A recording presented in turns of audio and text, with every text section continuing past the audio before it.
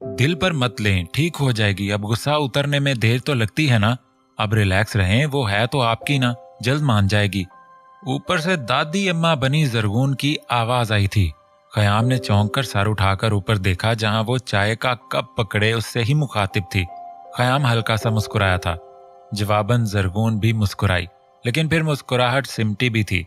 गाड़ी से निकलती शख्सियत को देखकर बख्त प्यार से उसे कंधे से पकड़कर गाड़ी से निकाल रहा था। वो मुंह खोले हैरत से उन्हें देखती हुई नीचे की तरफ भागी। खयाम भी हैरत से उन्हें देखता हुआ बख्त की तरफ बढ़ा। भाई ये कौन है? खयाम ने हैरानगी से बोला। बख्त संजीदगी से उसे देखता फातिमा को देखने लगा, जो बख्त को ही देख रही थी।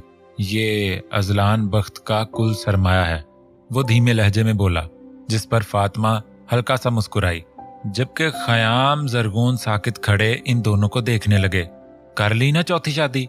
वो सदमे से चिल्लाई थी, जिस पर खयाम, बख्त और फातिमा उसे हैरत से देखने लगे थे, जिसके चेहरे पर गुस्सा बहुत वाज़ेह था। जिस पर अजलान बख्त समेत सबने ही उसे हैरत से देखा, जो कमर पर दोनों हाथ रखे बहुत गुस्से से उन्हें देख रही थी। अजलान बख्त फातिमा को एक साइड पर खड़ा करता वो बहुत गुस्से से उसकी तरफ बढ़ा था। ला हौला वला कुव्वत, वो गुस्से से बोला। ये क्या बकवास थी? उसका बाजू हाथ में जकड़ता हुआ भींचे हुए लहजे में बोला। बकवास नहीं थी, जो देखा है वही बोला है। मैं कोई कुन जहन नहीं हूं जो कुछ समझ ना सकूं। वो भी जवाबन गुस्से से बोली। शट अप अहमक लड़की, एकदम कुन जहन हो। दिमाग तो तुम में नाम का नहीं, बस जुबान ही है, वो भी 2 फीट लंबी। पता नहीं किस उल्लू के पट्टे ने तुम्हें डॉक्टरी में पास कर दिया था। वो बहुत गुस्से से उसके करीब आता हुआ फिनकारा। बहुत मिर्चें लग रही हैं ना आपको, और लगे मेरी बला से। मैं कोई मरी नहीं जा रही आपके लिए। मैं तो ये सब आगा जी की वजह से कह रही हूँ। क्या इज्जत रह गई उनकी इतने लोगों में? अल्लाह माफ करे, लोगों से एक एक शादी नहीं होती और यहाँ मासूफ 4-4 रचाकर बैठ गए हैं। मैं पूछती हूँ, आपको कोई और काम नहीं मिलता करने को? वो हाथ नचा नचा कर बोलती फातिमा और खयाम को हैरत में डाल गई थी। शट अप, वो कहते ही हाथ उस पर उठा गया था। जरगून ने एकदम से आंखें मीची थी। जब 1-2 सेकंड तक थप्पड़ मुंह पर नहीं पड़ा, तो वो आहिस्ता से आंखें खोलती हुई उसे देखने लगी, जो हवा में हाथ उठाए उसे कहर भरी नजरों से देख रहा था। वो घबराहट से एकदम पीछे हटी। इतना गुस्सा उसने उसके चेहरे पर पहले कभी नहीं देखा था। फातिमा सूरत हाल संगीन होती देखकर उनके करीब आई।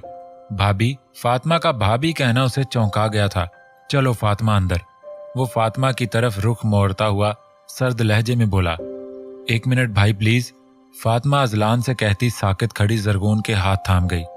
फातिमा उसका होंक बना चेहरा देखती मुस्कुराई। मैं फातिमा उमैर हूँ, अजलान भाई की बहन। हमारी मम्मा एक ही थी, बस फादर अलग अलग हैं। मैं अपने भाई और आप सबके साथ रहूंगी। भाई ले आए हैं मुझे हमेशा हमेशा के लिए, है ना भाई? वो जरगून से बोलती हुई आखिर में अजलान से पूछने लगी। हाँ मेरी गुड़िया, अब तुम अपने भाई के पास ही रहोगी। वो उसे कंधों से थाम कर अंदर ले जाता हुआ नरम लहजे में बोला। जरगून ने हैरत से खयाम को देखा। ये क्या था? क्या मैं कोई ख्वाब देख रही हूँ? वो खयाम से पूछने लगी। नहीं, आप हकीकत में देख रही हैं। वैसे मैं भी हैरान हूँ, आपकी तरह मैं भी अनजान था। लेकिन क्या खाकान मामू या बाकी घर वाले अजलान भाई की बहन को एक्सेप्ट कर सकेंगे? मुझे लगता है हरगिज नहीं, वो ऐसा नहीं करेंगे। खयाम परेशानी से बोला। वो क्यों एक्सेप्ट नहीं करेंगे? फातिमा तो उनकी बहन है ना? वो हैरत से बोली। हाँ, लेकिन स्टेप सिस्टर खाकान मामू ये हरगिज बर्दाश्त नहीं करेंगे कि उनकी पहली बीवी की औलाद उनके घर पर रहे। मुझे तो डर लग रहा है। खयाम अंदर की तरफ कदम बढ़ाता हुआ तशवीश से बोला, जबकि वो उसकी बातों को गौर से सुनती हुई होंठ काटती रह गई कि अब किस मुंह से फातिमा का सामना करेगी। दुपट्टे का पल्लू हाथ में भींचती हुई वो अंदर की तरफ बढ़ी। फातिमा सोफे पर बैठी थी, जबकि गोद में हिना थी। बख्त उसे देखता हुआ गुस्से से उठकर कमरे में चला गया। वो मुंह ही मुंह में बड़बड़ाती हुई फातिमा के पास बैठी थी। मम्मा, बाबा कहते हैं फातिमा आंटी मेरी फुप्पो हैं। वो जरगून से इश्तियाक से बोली, जो बेचारगी से मुस्कुराई थी। भाभी, आप परेशान ना हो, भाई आपसे जल्दी सुलह कर लेंगे। फातिमा उसे परेशान देखकर बोली। वो उलझन से फातिमा के पास बैठी। फातिमा, तुम अब्दुल्ला भाई की बहन थी ना? तो फिर अजलान कैसे? मुझे तो कुछ समझ ही नहीं आ रहा। जरगुल ने कहा था अब्दुल्ला भाई की बहन से अजलान का निकाह हुआ था, ये सब क्या है? वो उलझन से बोलती हुई फातिमा को देखने लगी, जिसके चेहरे पर दुख के तासरात छाए थे। भाभी, मैं बहुत छोटी थी जब मेरे अब्बू की डेथ हो गई थी।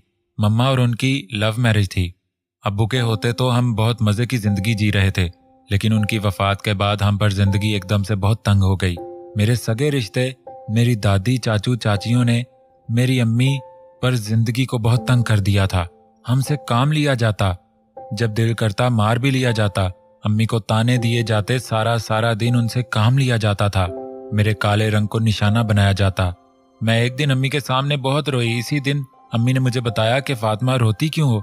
हमारा एक और सहारा भी तो है, तुम्हारा भाई अजलान बख्त। फिर क्या था, अम्मी उठते बैठते भाई की बातें करती। मुझे तो भाई का एक एक नक्श याद हो गया था। वो कैसे दिखते हैं, वो क्या शौक से खाते हैं, वो गुस्सा भी बहुत करते हैं। यकीन करें, अम्मी से ज्यादा मोहब्बत मुझे अपने अनदेखे भाई से हो गई थी। आंखों में ढेर सारे आंसू लिए वो बोले जा रही थी। सारा सारा दिन भाई का इंतजार करती, लेकिन वो हमें लेने ना आते। मैं बहुत बीमार हो गई थी।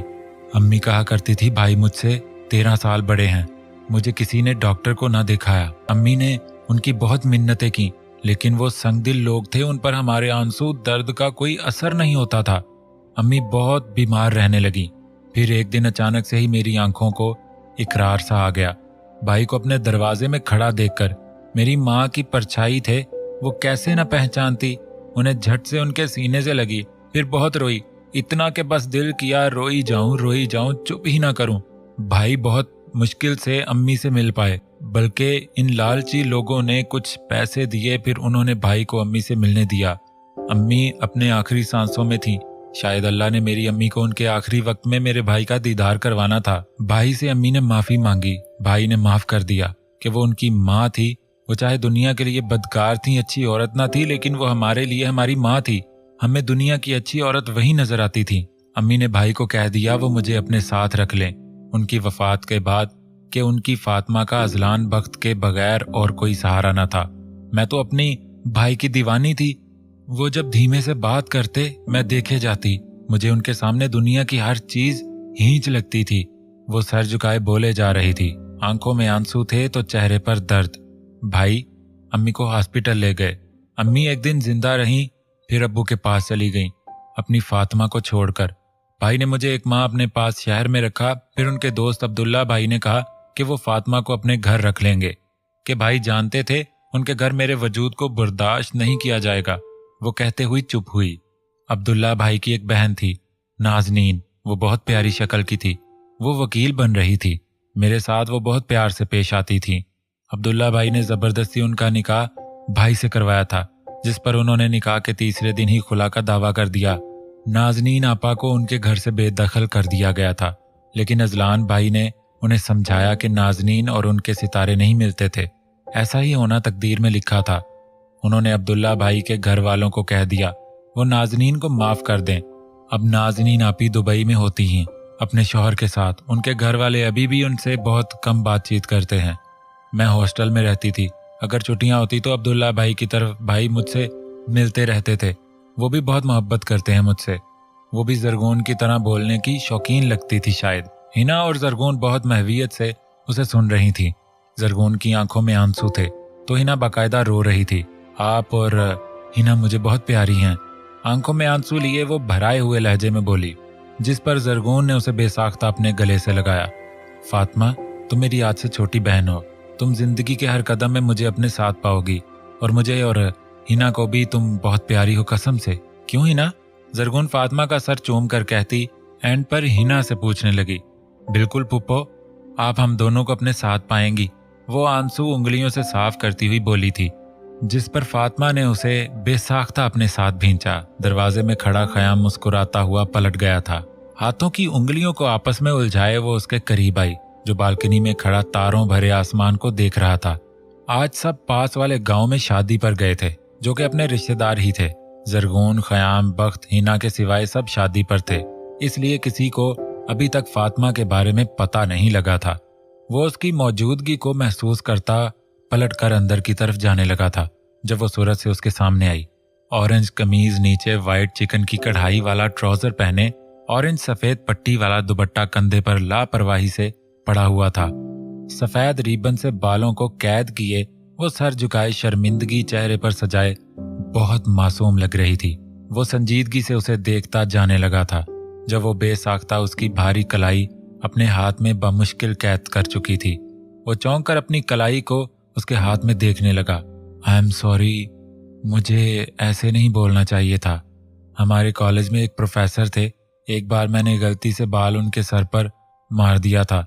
उनके सर पर इतना बड़ा गड़ा बन गया। मैंने नदामत से उनसे सॉरी कहा तो उन्होंने फट से मुझे माफ कर दिया। उन्होंने कहा जो नदामत से सॉरी करे उसे माफ कर देना चाहिए, ना कि उसे सजा दी जाए।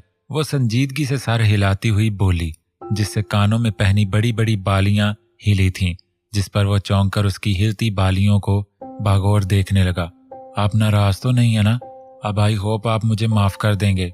आप तो काफी अच्छे हैं। मैं वहीं आपको जल्लाद, मेरा मतलब है खड़ूस, समझी रही। उसकी तीखी नजरों के वार से वो घबराती हुई उल्टा सीधा बोलती भाग गई थी। जाते जाते पिलर से टक्कर जरूर लगी थी उसकी।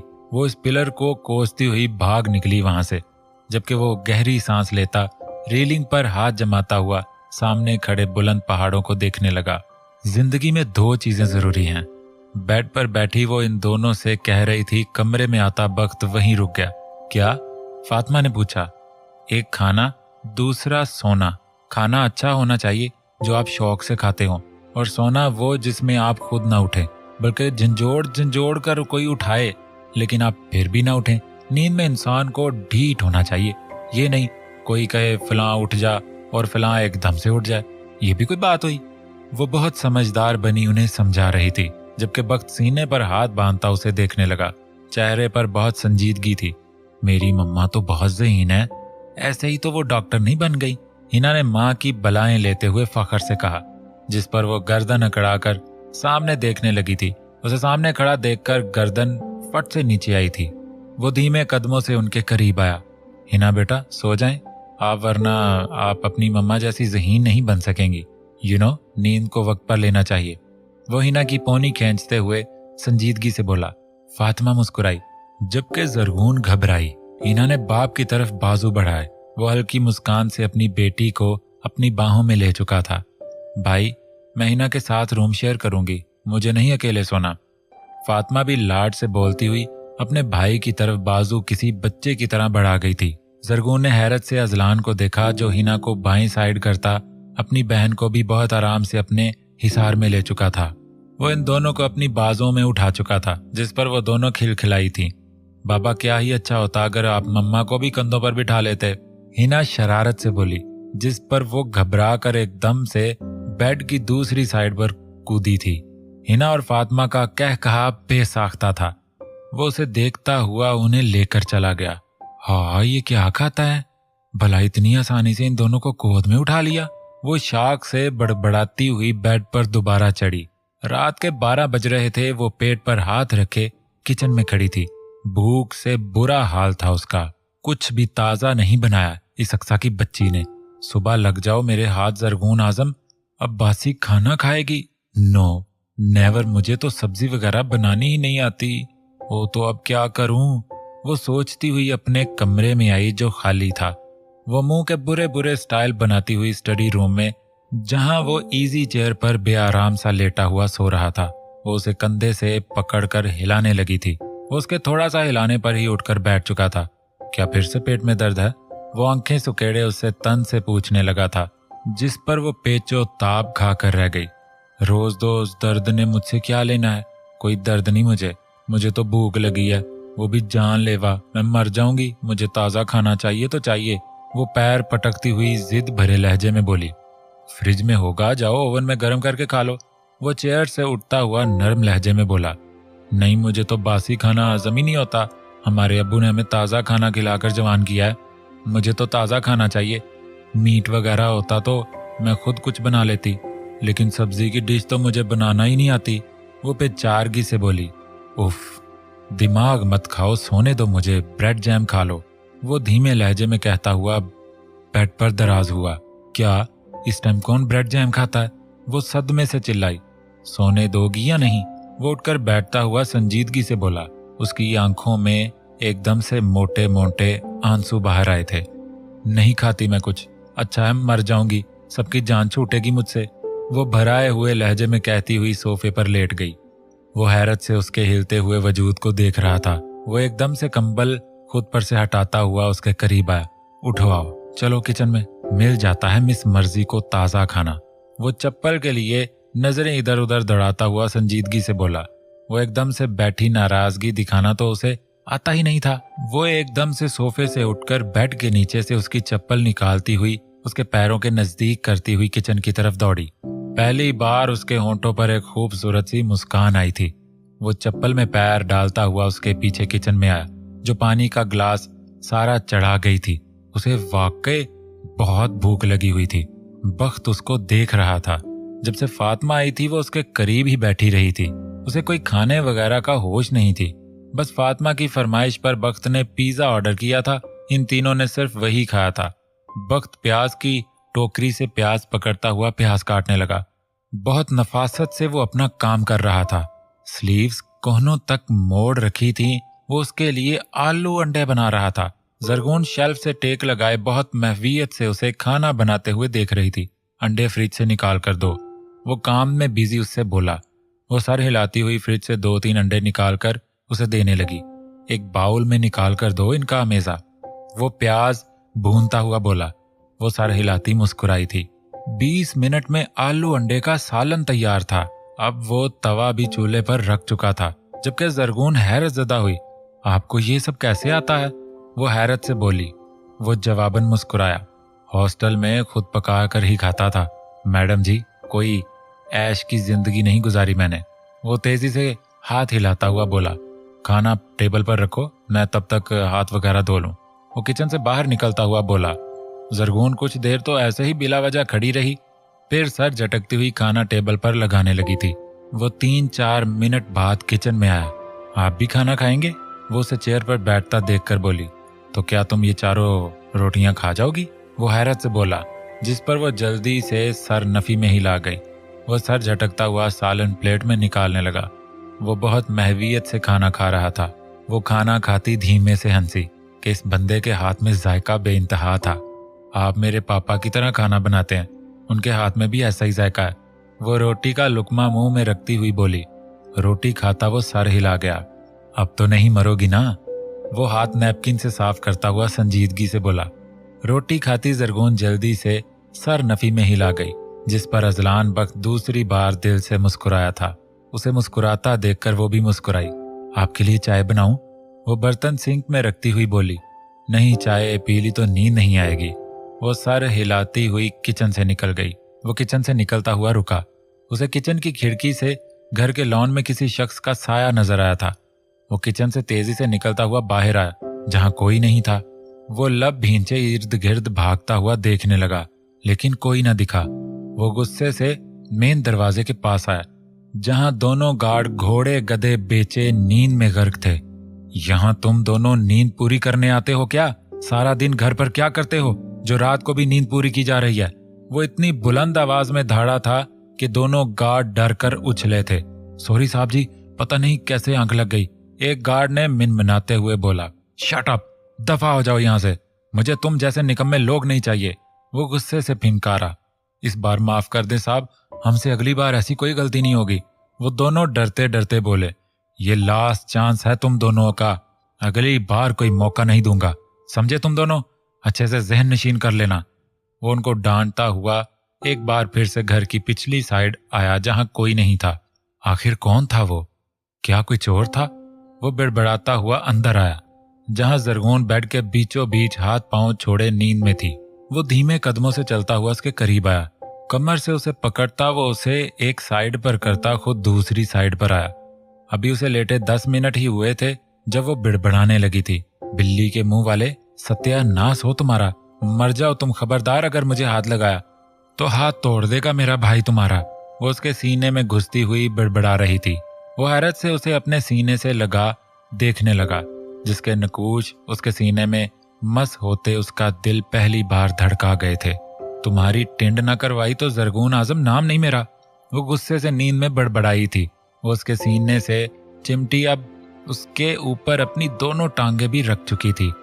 इस लड़की के साथ सोया नहीं जा सकता, इसीलिए हिना ने कहा था वो मम्मा के साथ नहीं सोएगी। वो बेचारगी से बड़बड़ाया। वो आहिस्ता से उसकी टांगों को अपने ऊपर से उठाता बेड पर रख गया और उसे नरमी से अपने सीने से अलहदा किया। उसके होंठ अब आहिस्ता से बड़बड़ा रहे थे। वो उसकी स्लीव्स अपनी मुट्ठियां में भींचे हुए थी। डॉक्टर आयशा से बात करनी होगी, कोई फर्क नहीं पड़ रहा। वो फिक्रमंदी से उसके नकूश को देखता हुआ बोला। बाहर आता वो ठटका था। सफेद दुपट्टा सर पर वो हिजाब की तरह लपेटे हुए थी। नीला सूट था जिस पर नीले छोटे छोटे फूल बने हुए थे। वो वॉक करती हुई शायद सूरह रहमान की तलावत भी साथ साथ कर रही थी।